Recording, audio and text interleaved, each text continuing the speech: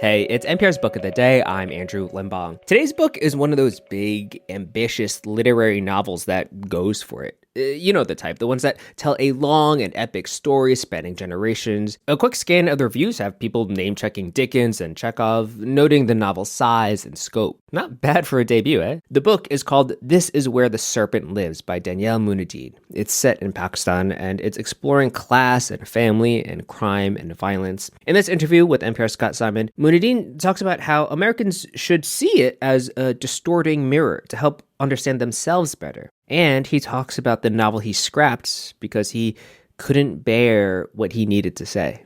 That's ahead.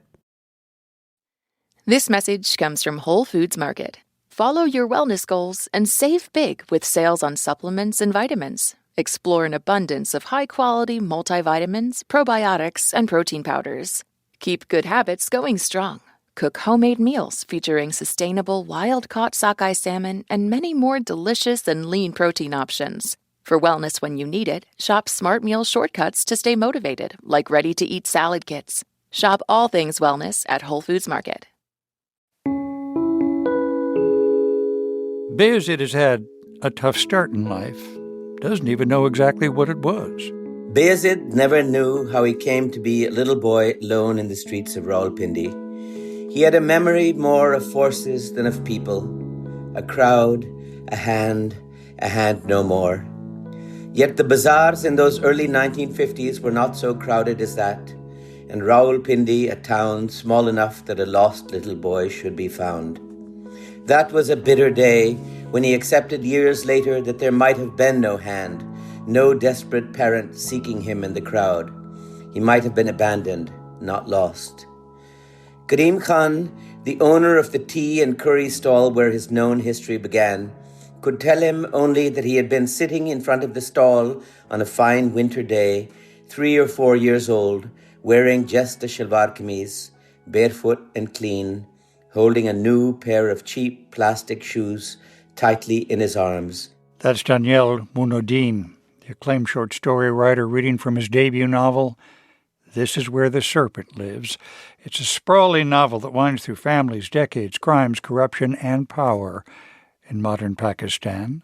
Daniyal Mueenuddin's previous collection of short stories, In Other Rooms, Other Wonders, was a finalist for the Pulitzer Prize and the National Book Award. He joins us now from Oslo. Thank you so much for being with us. Thank you for having me. What do those shoes in little boy's arms say to Kareem, the owner of the tea stall who takes him into his life?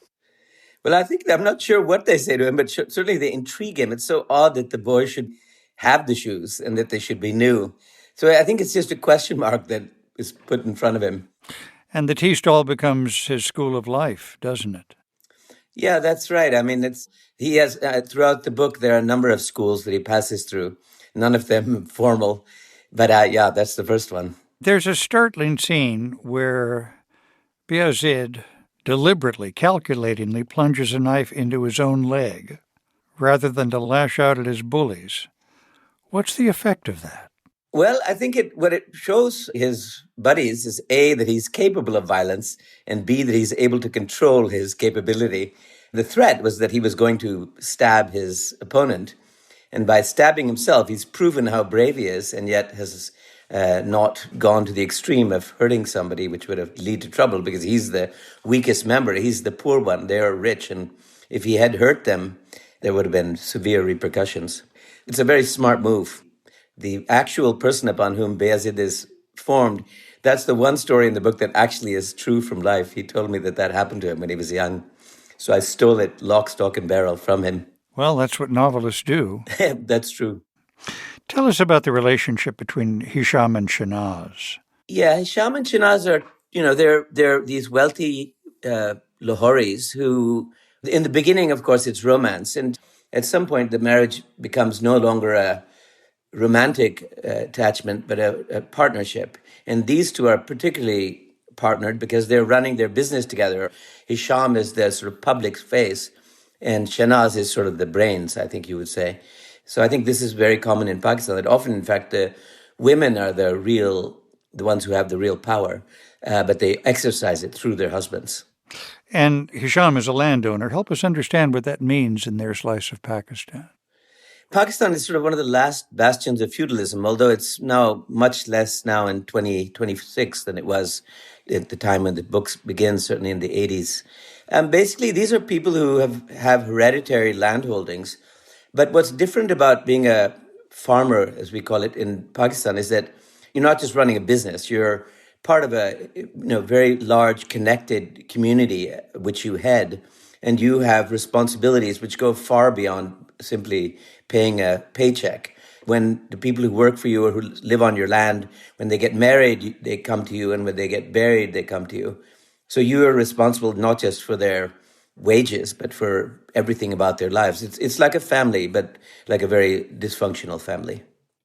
Well, you help us touch on the fact that you have a character, Rustam, who returns to Pakistan to run his family farm after he's been to boarding school and college in the U.S. This is a little autobiographical, isn't it? Quite right. Yeah, I think he's the character who probably most resembles me, although I hope I'm not quite as clueless as he is.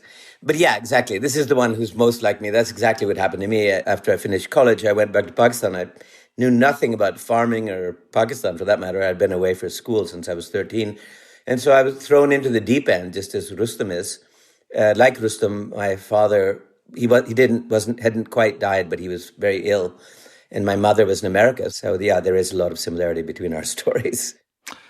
I have read that your next novel is set in Wisconsin and New York City. Yeah, that's actually not true. That's gone by the wayside. I wrote that book, actually. I worked on that for 10 years. That's why I haven't been published in so many years. My mother died in 2010 under complicated circumstances. And I spent 10 years writing a book about her death and about her. She was from Wisconsin and lived in New York.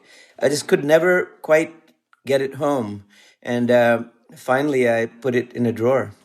They say that you put a book in a drawer and it either ripens or rots. So we'll see which way it goes. But I was hiding from the truth. I was hiding from what I needed to say. I couldn't bear to say what I needed to say. Forgive me, you couldn't dare to say what you needed to say in the book about your mother? Well, I might as well say my mother died by suicide, and it was very traumatic for me. And I needed to be open and bare and frank about her in ways that I couldn't be because of that block of that emotion and that event and that experience. I wrote lots of words. The book at one point was over 600 pages. And I think I was just sort of churning around. And instead of actually getting close to what I was trying to say, I kept going around what I was trying to say. There's a whole deeper level of honesty that's required to write.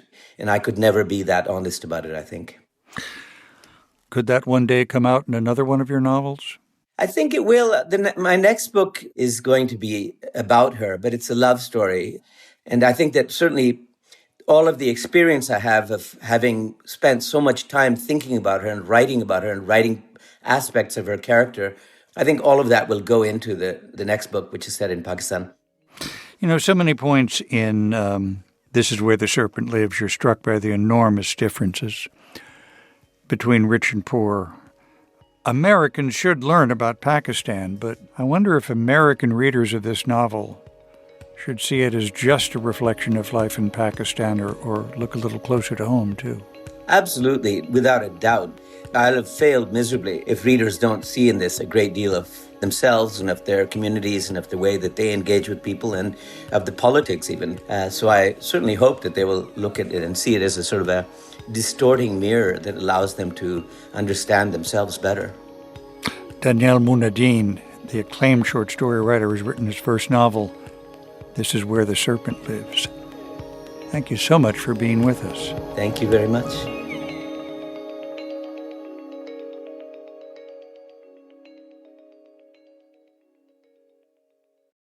This message comes from Amazon One Medical. Your body tells you all kinds of stuff. Headaches and hair loss are its way of saying, something is up over here. Amazon One Medical has 24/7 virtual care, so there's always someone available to listen and help with whatever your body is trying to tell you. Thanks to Amazon One Medical, healthcare just got less painful. This message comes from Rosetta Stone, making learning a second language easy. Unlock your learning potential. Receive 50% off a lifetime membership with unlimited access to 25 language courses for life. Visit rosettastone.com/NPR. This message comes from IXL. With IXL, you get personalized online learning and teaching solutions that help improve achievement, empower teachers, and track progress. This one platform for K-12 helps teachers accomplish what normally would require dozens of other tools.